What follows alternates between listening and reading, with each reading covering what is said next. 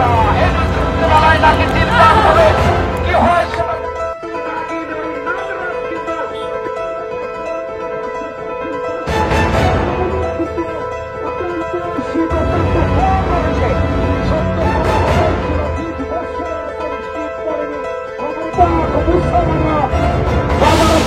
চাপ দিয়ে তিনি কিন্তু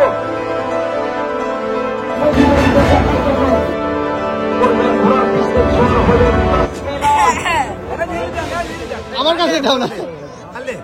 যিনি দিনাজপুর থেকে এসেছেন, আসলে বহু বর্ডার এলাকা থেকে তিনি কিন্তু সারা বাংলাদেশেই তার একটা নাম রয়েছে, তার একটা নাম রয়েছে। তিনি কিন্তু সারা বাংলাদেশে এই ঘোড়দৌড় হিসেবে তিনি প্রত্যেক মেলাতেই যান, যেখানেই ঘোড়দৌড় মেলা হয় না কেন। এইমাত্র সেই তাসমিনা কিন্তু তার চুলগুলো এলোমেলো ভাবে একটু বেঁধে দিয়েছেন এবং পিছনে চুলগুলো ছেড়ে দিয়েছেন। যখন ঘোড়দৌড় ঘোড়া ছুটে যায় তখন কিন্তু তার চুলগুলো আকাশে উড়ে অত্যন্ত সুন্দর লাগে। আসলে এই তাসমিনাকে কি বলবো, তিনি যে এত সুন্দর মোটর সাইকেল ড্রাইভ করেন সেটা দেখলে আপনারা কিন্তু আশ্চর্য হয়ে যাবেন।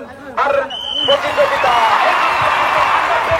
তিনি কিন্তু অনেক সময় ঘোড়ার পৃষ্ঠে একদম দুহাত ছেড়ে দিয়ে কিন্তু দাঁড়িয়ে যান। এই দুটি যেটা বলতেছিলাম, তিনি কিন্তু দাঁড়িয়েছেন এই সজীব, তিনি কিন্তু দাঁড়িয়ে থেকে আজকে আন্ডারটেকারের উপর দাঁড়িয়েছেন। কি কোন কৌশল, কি তার রণক্ষেত্রের এই যে একটা কৌশল, সেটা কিন্তু আমাদের পক্ষে সম্ভব নয়।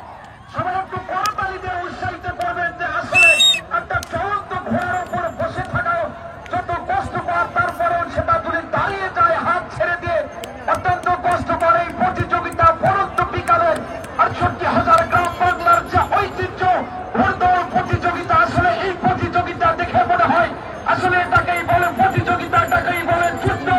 এই যুদ্ধ যারা না দেখেছেন তারা কিন্তু মিস করছেন যে 68,000 গ্রাম বাংলার ঐতিহ্যের মধ্যে যে ঘোড়দৌড় একটা ঐতিহ্য, সেটা এই প্রতিযোগিতা না দেখলে আপনারা বুঝতে পারবেন না। তাসমিনা কিন্তু কিং খান সামনে রয়েছে, শেষ পাকের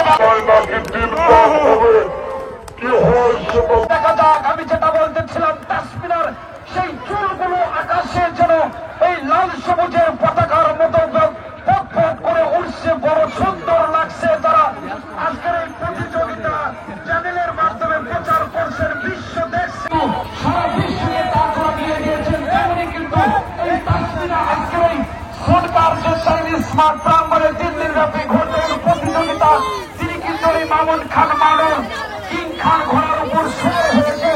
আসলে